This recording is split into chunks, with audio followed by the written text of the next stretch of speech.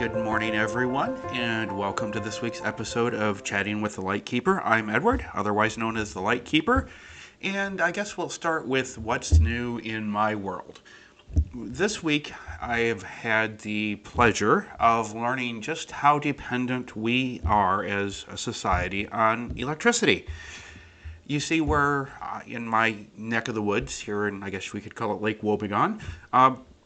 A wonderful midsummer thunderstorm came ripping through, and normally storms here don't disrupt power unless they last for a long time. The winds blow and the storm hangs around. And this one blew through. It was sort of like Meatloaf, a bat out of hell, and it went zooming through 10, 15 minutes. After the first drops of rain started, it was gone, the sun was out. Unfortunately, when the sun was out, there were trees down everywhere, and my fair city was pretty much completely without power. And wow, it is a real challenge to navigate life without power.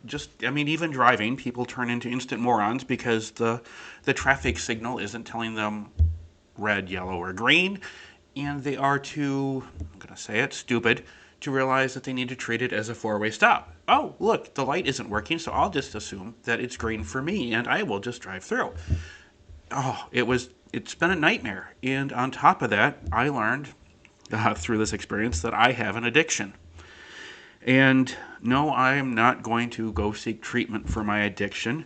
However, I am enjoying my addiction this morning as I chat with you. I learned that I do have a bit of a coffee addiction because without power, there was no places to get coffee.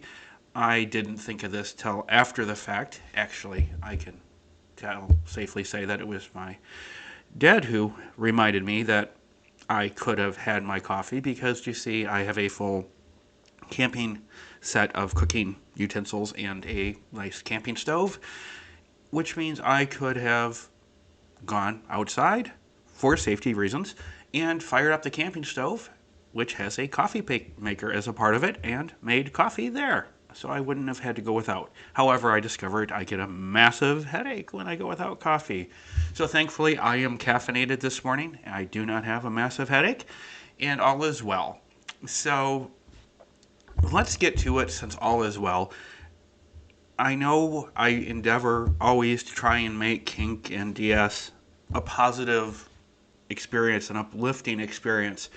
But, sometimes there are things that just drive me freaking batty, to keep the old bat out of hell reference going.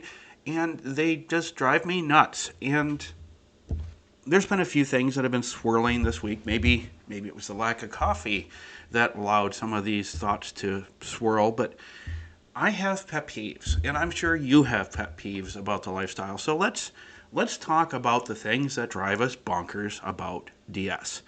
So I came up with 25 things. I know that sounds like a lot, but this is the things that drive me batty, and this is not a complete definitive list of things that drive Edward batty about DS. Don't worry, I can make more. But I wanted to share them because I think we need to know it's okay to be, miffed about things in DS, or think that perhaps, it's crazy that people act, think, do this.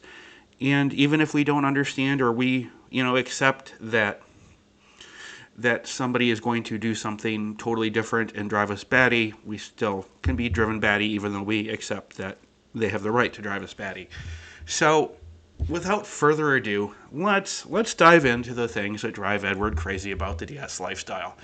And since we were talking about coffee, perhaps you are a fan of Starbucks coffee and you have their app and you have this nice rewards, and every time you buy a coffee or one of their brownies on a stick, or a scone or whatever it is that you get to go with your frappuccino or your alpuccino, you get stars. You get rewarded with stars, and then if you get enough stars, you can get free coffee, or you can get a free frappuccino, alpuccino, whatever you want.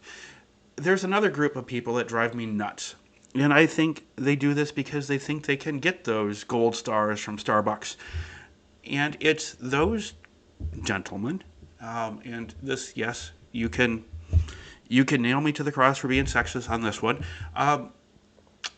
Married dominants that are open about the fact that they're being unfaithful to their partner.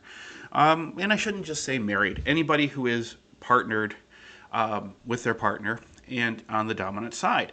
Now, I realize that this is an adult lifestyle. Adults all are going to make choices. And as adults, we are not going to agree. So I understand that my disagreement with the married cheating dominant doesn't change the fact that people are going to do what they're going to do. But because for me, DS is so much about leadership and a dominant fostering an environment where there's leadership, there's openness, there's honesty, and there's communication. And here's the thing. When a dominant is married and cheating, that means they are being dishonest with somebody that they have made a commitment to. And the submissive that is going to follow married and cheating has no idea whether that dominant is really, in fact, being honest with them. Sure, the dominant is going to say, "Oh, I am being so honest with you, my sweet submissive. These are things that I could never talk to my partner about. Or my loving wife would never understand these needs. So here I am, stepping outside of that commitment to have my needs fulfilled, and I am being so honest with you, and we're going to have this wonderful life. It'll be lovely. It'll be wonderful." Kind of like that scene in Goodfellas when Paulie's talking about, I know exactly what to say to these women. And, it just drives me nuts. And yes, for some reason, I don't necessarily say I give submissives that are married and being dishonest a hall pass, but I do hold them to a lesser standard, and I know that's wrong, but it's me. So you can crucify me for that one. All right. Next up are the dominant life coaches. It seems to be like a new trend. It's sort of like, I want to be a dominant. I don't want to be a wolf. Or maybe I want to be a wolf dominant. And, I want to be a different kind of wolf. Oh, I know. I'll be a life coach. I'll be a dominant and life coach because, dominance is about leadership. And if I can say I'm a life coach, then that means, I'm even more qualified to be a submissive leader. And that could be true. I mean, if somebody goes out and takes classes and learns what it means to be a life coach and how to be a life coach, that's fantastic. And yes, that can obviously bring intense value to a partnership. However, I did some detailed research. In other words, I asked Google, how much does it cost to become a life coach? And Google shot back several websites. And right at the top is one for $39.99 US dollars.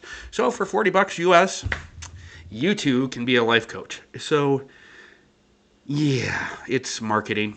I hate to say it, submissives, but the whole life coach dominant thing, it's just craptastic marketing. Odds are the guy paid $40.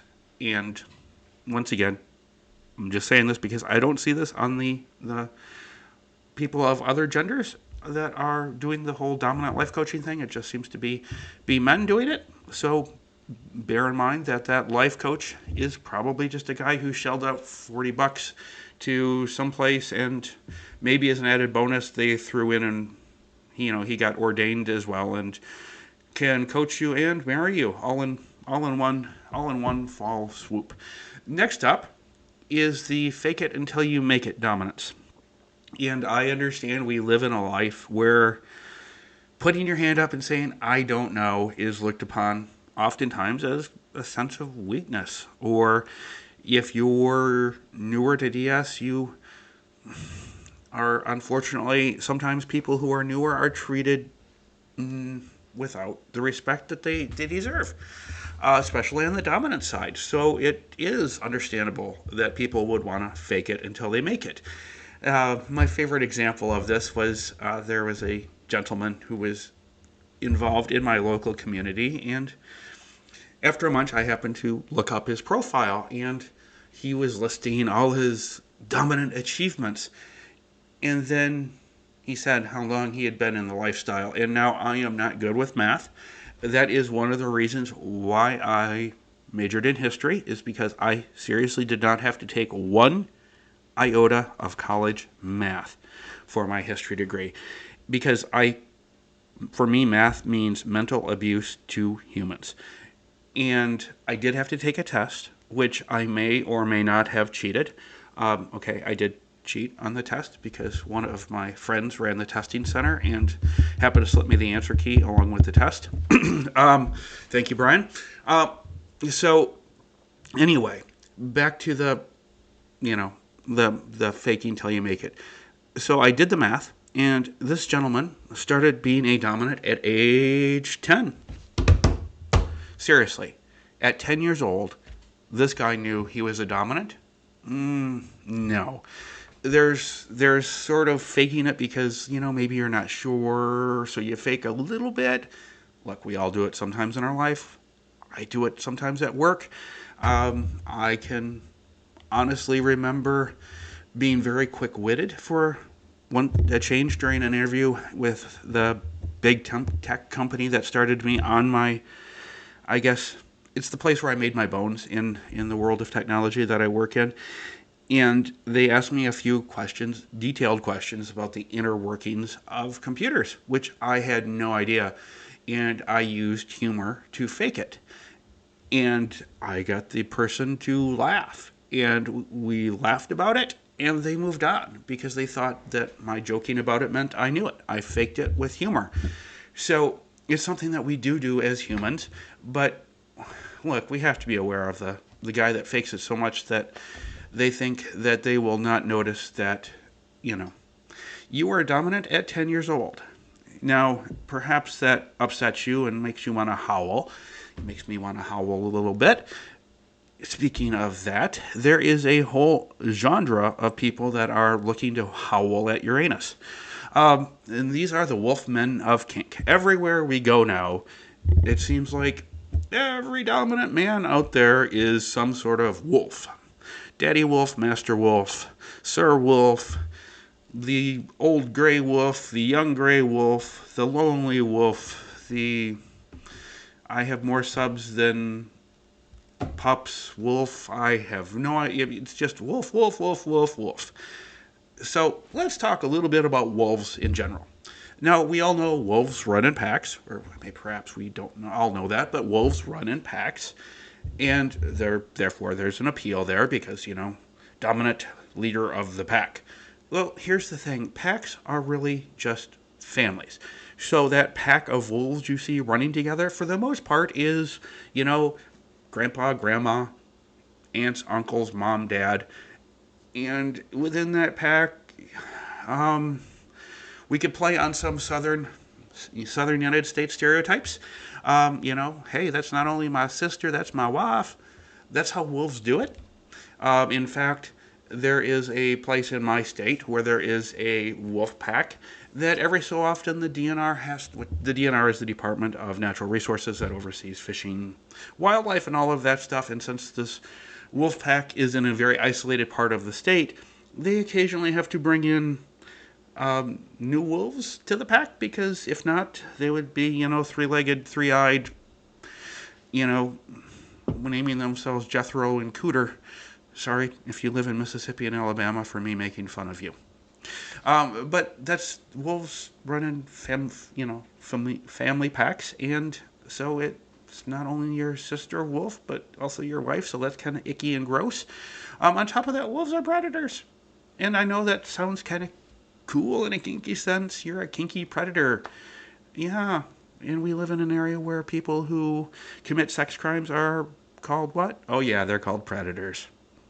So just think maybe of those things. Also, how about some suggestions? Do things differently. Why not be a lion dominant? I mean, king of the jungle? Come on. And the lioness, that's, pretty awesome as well. How about an eagle? They are seen as symbols of freedom, vision, and authority, which is kind of what a dominant should be.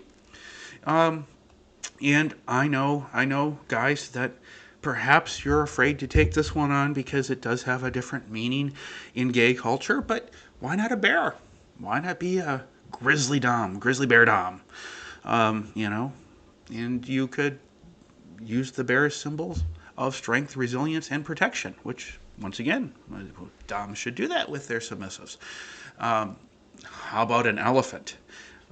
You know, you could be the elephant dom in the room. Elephants are known for their wisdom, leadership, and a sense of community. Once again, all great things that a dominant should have. Finally, why not, why not be a tiger? I mean, not only do you have that great song from Survivor, The Eye of the Tiger, from back in the 80s or 90s, but tigers are associated with leadership and dominance.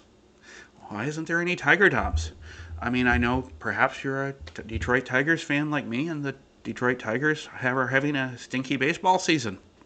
So maybe you're afraid of being associated with a unwinning Major League Baseball team. But if you look at the actual tiger itself, you have leadership and dominance there.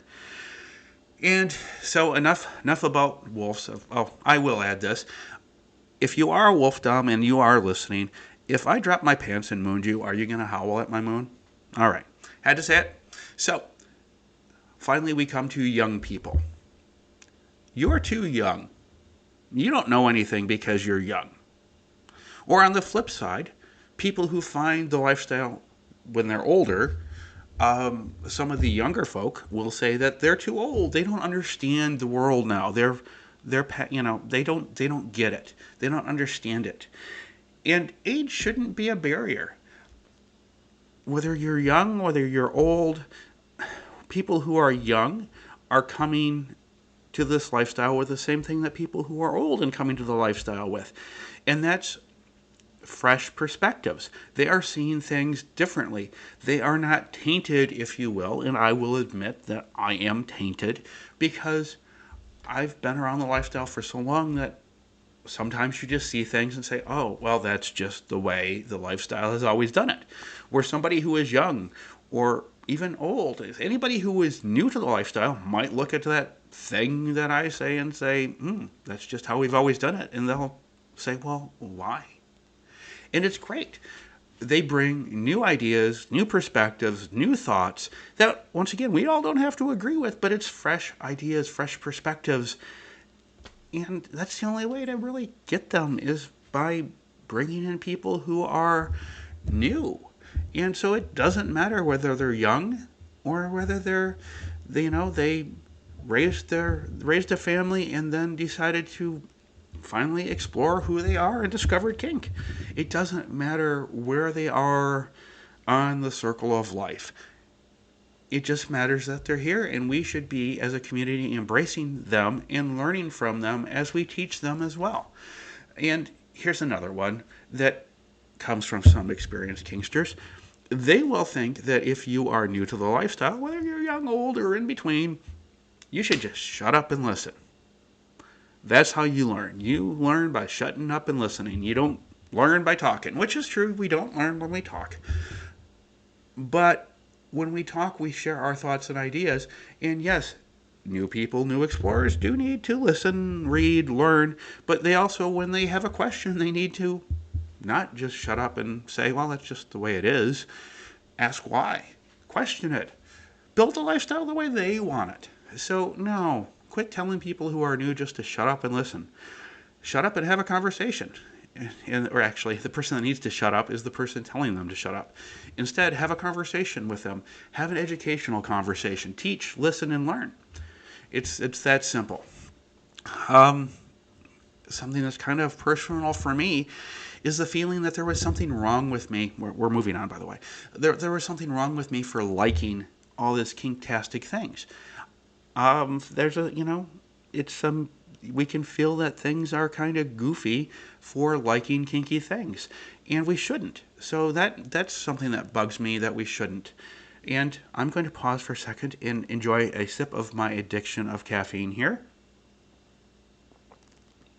Fantastic. It is so fantastic to have fresh brewed coffee in the morning at home and not have to try and drive 30 miles to find an open coffee place, which ended up being Burger King. By the way, Burger King coffee in the morning. Unless you're desperate, it's horrible. Don't do it. Okay. Next up on the list is real dominance and real submissives. Oh, I hate these posts. And dislike using the word hate because it's such a strong word for me. But they're so sexist. Real dominants are always in the male form. A real dominant, he will. A real submissive, she will. Quit telling me what a real D type is and a real S type. A real dominant is what works for a real submissive in the real world and what works for their relationship. It is not for me to say whether you are a real dominant or not a real dominant. I have no problem saying that certain behaviors are red flags. Certain behaviors, in my opinion, are wrong, regardless of where on the slash you reside. But what makes somebody real or not real, it's all about the individuals involved in a relationship. Next up, we have, and this is a larger problem that exists in the vanilla world, which has come into the kinktastic one. We no longer can say, let's agree to disagree. Everyone has an opinion. Obviously, I have opinions. I do a podcast. I write on my blog. I share things on Instagram and Facebook and Twitter and this new thing called Threads, which is kind of fun but kind of weird with what it doesn't let you do. Anyway, we don't ever agree to disagree anymore. No one, for example, when I write, very rarely will somebody say, I see your point, but I disagree. They will instead attack me, the person, for my opinion, rather than saying, this is how I see it differently than you do. I'm an evil bastard for sharing what I shared. No, maybe I am an evil bastard, but you don't know me to make that judgment call. Just because I shared a thought that you disagree with doesn't mean that I'm an evil bastard. It just means we see things differently. So the agree to disagree in this world to have civilized discussions where everyone can learn is sadly fading. Next up, I'm sure everyone has noticed the way that you see so many mistresses, female dominants that are in the pay-to-play genre, out there looking for prospective, paying, submissive men. And so you have a lot of submissive men who are frustrated beyond belief and share this on their social media and various other places about how hard it is to meet an actual dominant who is not male. And how when they do encounter dominants that may fit for them, they tend to want to be pay to play. The reason for this, and while it drives me batty to see all the posts about how they can't find what they need because everything's pay to play and blah, blah, blah, blah, blah. You gotta pay. What these submissive men don't realize is that many of the dominant women out there who are in the pay-to-play variety, first of all, this is not prostitution. They are not, in most cases, having sex with their clients. It is a very lucrative business. Many of the men who go to these professional dominatrixes are very well-to-do, established professionals who have an intense guilt for being successful, or they need a release after being in charge all day because they are those alpha dominants that so many new submissives are out there seeking. You know, the wealthy, powerful, almighty Oz dominants, when the reality is that they do that in their career, but outside of that, they are submissive, and they can't, because of the way they view life, can't admit this to the rest of the world, so they go to dominatrixes that they pay a fee, which is often very, very lucrative for the dominatrix, and they get their kink on in a manner which allows them to keep it private and safe. So it makes it very hard for these gentlemen that are looking for a dominant female partner. And my advice is go to your local community. You'll be amazed what you find in person, because dominant women are in demand, especially those that are not in the professional realm. And they do have a lot of choices. So you have to do more than just post a few posts on your Facebook page and hope to find one. You actually have to get out and put in the work. So that pet peeve is over. Now I'm going to pick on submissives again here.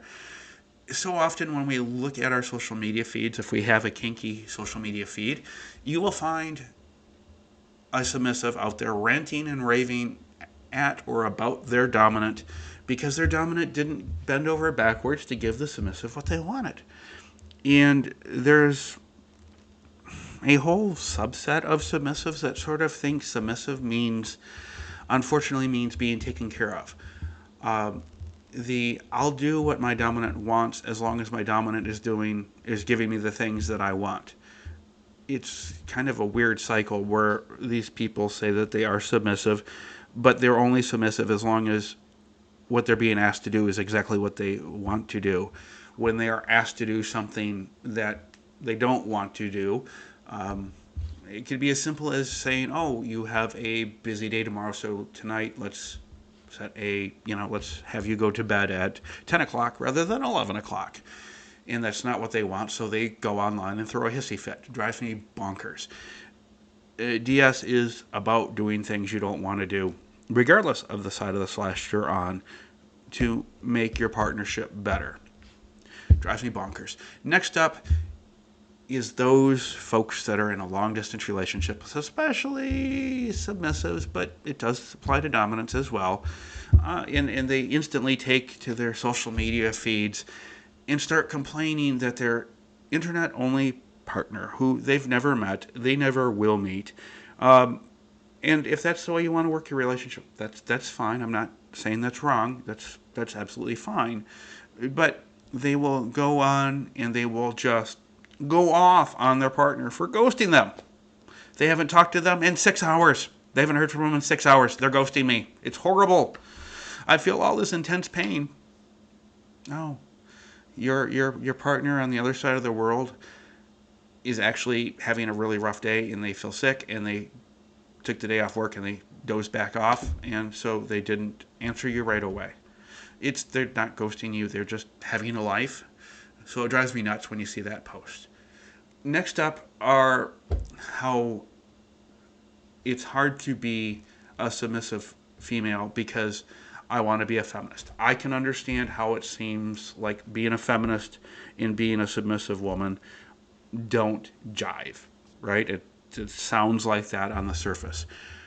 But really what feminism is, for me, is just a movement saying that women are equal to every other gender, that every gender is equal. And it's sort of trying to it is basically trying to right a wrong where it's somehow the world is run by men with penises and women are less than because they don't have one, and it's crap. And just because a woman chooses to submit to their partner, it does not mean that they do not believe that a woman can be equal to a man as a CEO, as an athlete, as an anything, that there is no difference between gender. It doesn't mean that at all. It just means you're doing what works for you in your relationship. So it drives me kind of batty when people use feminism to put down submissive women. Now, on the flip side, we have all the real men post. Now, submissive ladies, you share these on your Facebook and your Instagram posts all the time. What a real man or a real dominant man does. Well, I did check in the mirror this morning. I do have a gentleman's sausage between my legs. If you really want, I could share it on my FetLife site if you want to see it, to prove that I do have the gentleman's sausage. So I am a real man, biologically at least. But I don't have a beard. In fact, I shave my face and my head, all my hair, which by the way, I do have all my hair. I'm not one of those gentlemen who are shaving their heads because they're going bald. I have it all. I just choose to shave it. And I don't have a beard. I don't necessarily enjoy sitting around campfires, going to cabins in the mountains to get away. I do sometimes, but that's not always my first choice.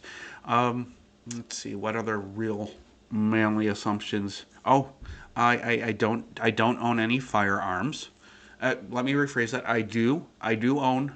Technically, they are firearms, but they are antiques. They are U.S. Civil War vintage firearms, which, if you tried to shoot them, would probably blow up and kill you because they are not maintained for that. They are, I don't know, if they're not really decorative pieces because they are locked in a safe because they are firearms, but they're antique pieces that I wanted and I acquired and still want, still have. But all this crapola about what makes a real man and what doesn't make a real. Can we stop with saying real men do this, real men don't do that? You know what? I occasionally cry. Yeah, yeah, I have a gentleman sausage. So, it just quit trying to tell me what being a man means and just let me be who I am. So please stop with that. Speaking of stopping with that, you can fall in love with somebody in kink. You can be in a dom sub relationship and love your dominant or your submissive. You could be hardcore into BDSM and be, a master with a slave and love your slave, and your slave could love you. You can love in DS. It's not this mechanical, physical only thing. And it can be. It can be for some. And if you're just, it's the mechanical feelings that you're there for and you don't want the emotion behind it, that's fabulous. It's great. But it's okay if other people love their dominant or submissive or switch partners. Speaking of partners, put away the porn, people. I mean, every day you will see something posted somewhere from like a submissive that says, well, all the porn says that I should do X, Y, and Z for my dominant, but I had a hip replacement and I can't kneel. So I can't be a submissive because I can't kneel before my dominant. That's crap. You're watching too much porn. You're reading too many romance books. You don't need to do certain things to be in the lifestyle. Do what works for you. Everyone has or will have physical limitations on themselves of what they can and can't do. It's part of something that needs to get talked about when you're negotiating and you're talking about yourself. Sadly, we live in a world where, we need to talk about these things. So quit using porn or romance books to assume your relationship will look a certain way, because it won't. Just won't, because we live in the real world, not fiction. And speaking of fiction, this I guess isn't fiction, but there's a whole subset of people out there that like to create drama out of safety. Being safe in this lifestyle is so important. When 1 in 5 people who are exploring the lifestyle within their first 5 years experience a breach of their consent, we have problems. Now, is it as great as what is out in the vanilla world? Absolutely not. You can go look at the statistics. So, yes, statistically, DS is safer than the vanilla world, but it's still not safe. And because of that, we all, whether you're male, female, whatever your gender is, whatever your role is, you have to take precautions for your safety. And there's so many people out there that use safety as a means to either stir the pot, cause drama, or try to, I don't know, use it to build their little group. For example, what I'm trying to say is in my local community a couple years ago, there were a couple of idiot dominants who ran groups, in-person groups where they would get together, and they came up with this great idea that they would create a safety database. And what you could do is you could go online anonymously and you could report a breach of protocol, safety, consent anonymously about a person.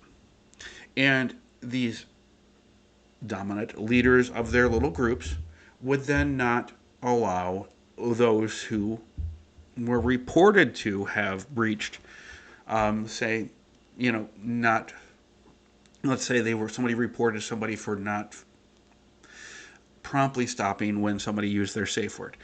Now, this person who was reported would have no idea they were reported. The dominants would not check to say, let's say they said that this happened at a event. They would not check to see whether this person was there. They would just ban this person from their events, and no one would know why. And so what started to happen was they were using this database to ban competitors, if you will. For example, if a and typically it was dominants banning dominants because for whatever reason their dominants don't always get along and see each other as rivals, especially in the real world community. It can happen, and so these, a dominant that ran a rival group, rival meaning that they might meet at the same time or go after the same age of people, whatever, and they would use this anonymous database to kick them out of their events and start, whispering behind their backs. This all blew up in their faces when a group of submissives were curious about thinking this, and so they reported anonymously to the anonymous hotline, if you will, the dominants who ran these events where they were evicting other dominants for unnamed, unsaid violations. And so then they went to one of these events and said, oh, well, why are you here? You were reported to the anonymous hotline for doing X, Y, and Z. You should be banned from this event.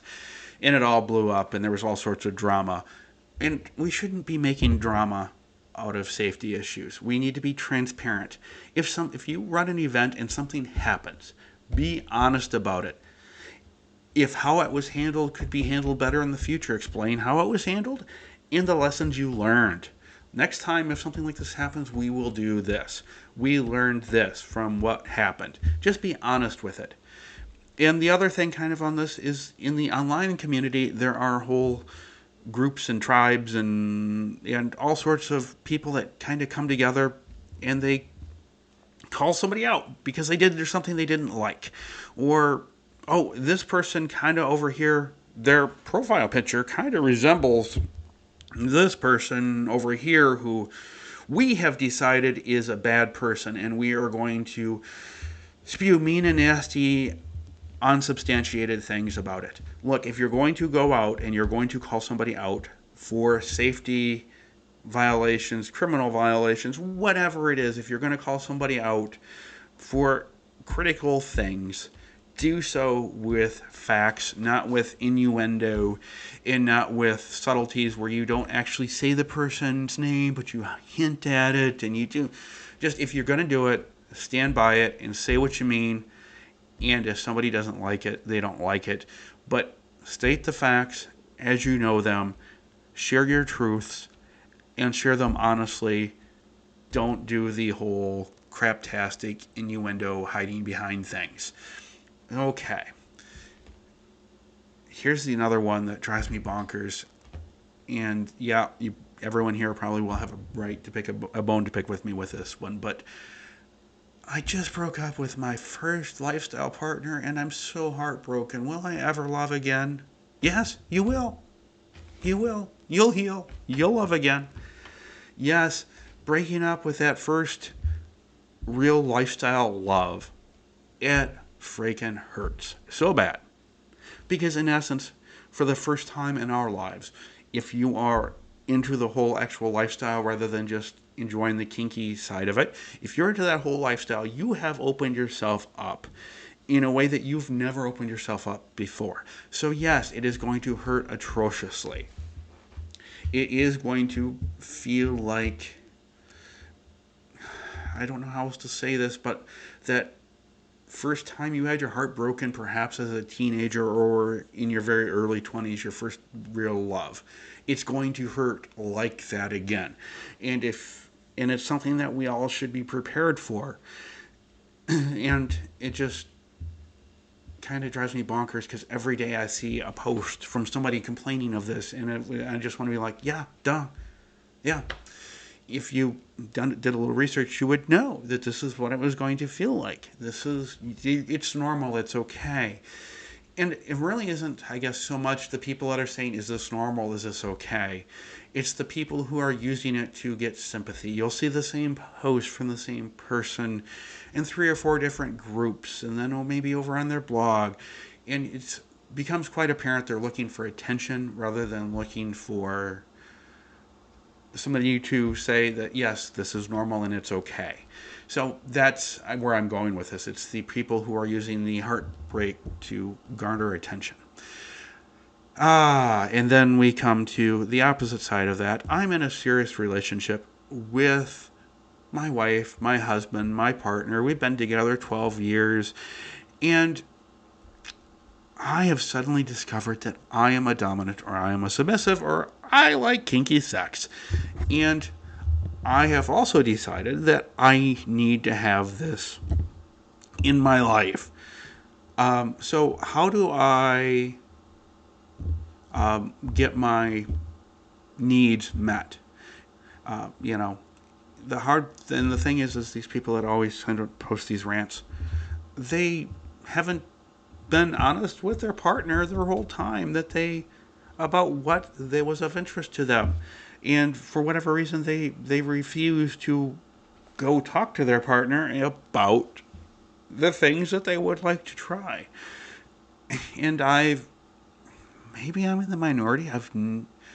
Yes, it can be embarrassing, and yes, because I have a side of me that my friends call Richie Cunningham. If you don't know who Richie is, Google Happy Days. Who I guess maybe it's even been called boyish charm. Where if we are going to talk about sex in person, I might blush about it, but I am going to talk about it. I am going to talk about things, kinktastic things that I want, kinktastic things that I need.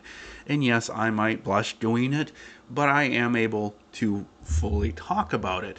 And that's the whole thing. It just drives me bonkers. Go talk to your partner. Go talk to them. Tell them what you need.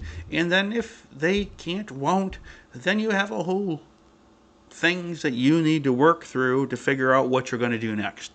And the other question I'm always left wondering, and this is just a wonder, if this person has not done something, say, dishonest, stepping out of their partnership, how do they know they need X, Y, or Z? They're claiming they've never had it, but they know that they need it. And so I've always wondered, how do you know you need it if you've never had it? So it always kind of makes me think, like, okay, so you've kind of went out, had a little rendezvous, and discovered that you like this, and now you want to have that with your committed partner. That's kind of what always goes through my head. And you can say I'm wrong, absolutely 100%, but that's what I think of. Closely linked to that is how do I make my partner my dominant or my submissive, or maybe my switch? Once again, this person has discovered that they now need DS in their life. And they have been with their partner, once again, for ever and a day. And they are in a committed relationship. So how do I make them my dominant or submissive? It's one of those things where, once again, how do you know you need this? And you really, in my opinion, you can't make somebody a dominant or submissive. But once again, why are you coming to the internet to figure out how to make them into something when you have yet to even talk to them about that something? So, drives me bonkers. Next up are the social media idiots who will take a post that somebody puts out there and then they will tag onto it. Maybe there's a post about DS that's fairly popular or doing, circulating in a online community with some regularity, and it drives me bonkers because I see it sometimes with something I post, and they'll comment, "Submissives, DM me, I'm a great dom," or "Dominants, DM me, I'm single." Why don't you Like, how is this how you meet people? Are you like too afraid to say, "Hi, I'm Bob. You want to have a conversation?" You have to throw that out there and hope. And I always wonder, who are the people that respond to that? Like, oh, look, this person wrote on this post that they're seeking. I'm going to say hi to them. Who are these people? Drives me bonkers. Speaking of bonkers, we have the trolling twat waffles. Especially true, say, over on FetLife. People that just exist and they take pleasure in saying mean things because they can say mean things. Whether it's body shame, sex, whatever it is, they try and just shame and slam people, and they never have anything positive to say. These are closely linked to what I call the porno grammar police. As you know, I am a creator. I like to create things, little memes that go out there. And because I'm human, occasionally I make a grammar mistake, or I don't capitalize a word that should be capitalized, or misuse a comma. It happens. I try to avoid it, but it happens. But you'll get some twat waffle that'll say something asinine, and then you'll go over and you look at their page and they've done nothing but post porn. And it's sort of like, really? You don't write, you don't do anything except post porn, and then you're going to go after me because my comma's in the wrong place. Drives me absolute batty, and I just want to, flip them off. But unfortunately, I can flip them off all I want to my computer screen, and they will never see it. And then finally, we have people that are the bigoted kinksters. And these are the people that are involved in DS, and whether they be Dom, Sub, Switch, but they are very unaccepting. For example, all dominants are men and all women are submissive. That's just how it is. Or they will make just horrible comments about anybody who is not it doesn't identify as man and woman. Or they will make racist comments, or use kink to carry on their racist beliefs. Like, hey, you play the Jew, I'll play the Nazi. Yeah, that sounds like a great role play. No. The bigoted kinkster idiots. I wish we could kick them all out of the lifestyle. And then closely related to that, while these people maybe not are in the lifestyle, but it's the conservative pedophilia brigade. And it's anything that is not between a married man and a woman in their bedroom for procreation must be out there to groom our children, and they must be pedophiles. I can't stand these people. There are a lot of people like that I just drives me nuts. And finally, the last thing on my list is the people who are involved in the lifestyle, but they're not really involved in the lifestyle for any other reason than they're trying to drum up business for their OnlyFans account. And there is nothing wrong. Like, I have no problem with somebody if they do sex work. If that's what they do for their work, awesome, rock on. And in fact, I guess maybe part of me wishes I could. Like, hey, if somebody would pay to see me naked, God, that would be fantastic. Unfortunately, there's no lineup for anybody to pay to see me naked, which is fine. Absolutely fine. No problem there. But it drives me nuts when I go to a site like FetLife and everything that is listed is somebody there trying to get somebody to go to their page where they make money off of, and FetLife lets them promote it. And of course, they're getting thousands of likes and popping the algorithm so their stuff pops up. That is what everybody sees. And that's great and good for them, but it just drives me bonkers because it's like, I used to come to FetLife to join discussions and to read articles and to read how other people practice this lifestyle. And unfortunately, if I want to go to FetLife for that now, I have to look for it. It's no longer does something pop because they wrote a piece about how they work dominance in their relationship. Now it's, like this post if you want to see me do X, Y, and Z, or, you'll just have little video clips or pictures, and there's nothing wrong with boobs and naughty bits and sex and porn. If that's your jam, that's awesome. And if people are paying you to watch you do your jam, that's even better. But it's sort of just, my pet peeve is just, I don't know. I liked it when it was an interesting mix, and it just seems like you could sort of mix it so you could still have the people promoting their stuff and also still kind of keep to your kinktastic roots. Anyway, I have spent, 50 minutes now talking about the things that drive me bonkers. 25. So that's not too bad. 2 minutes, 2 minutes per pet peeve. I think that's pretty fair. So, but I'm curious, what are some of your pet peeves? I know you have to have them. And I hope you didn't think that I was smashing or bashing the lifestyle. I just needed to get out what was driving me bonkers. And I think that some of you folks listening feel the same way. So please, share what drives you nuts. Even if it's something that I shared, I would love to know what drives you nuts about the lifestyle. Maybe I drive you nuts about the lifestyle. And you're a, trolling twat waffle. Hey, here's your chance to tell me. Anyway, please feel free to reach out, share with me your pet peeves, and no matter what, even if you are a trolling twat waffle, click the follow button so you never miss an episode.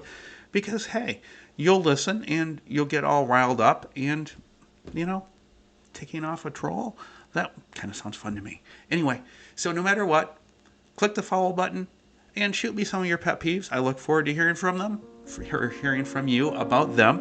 And no matter what, we will chat again next week. Thank you for listening and talk to you soon.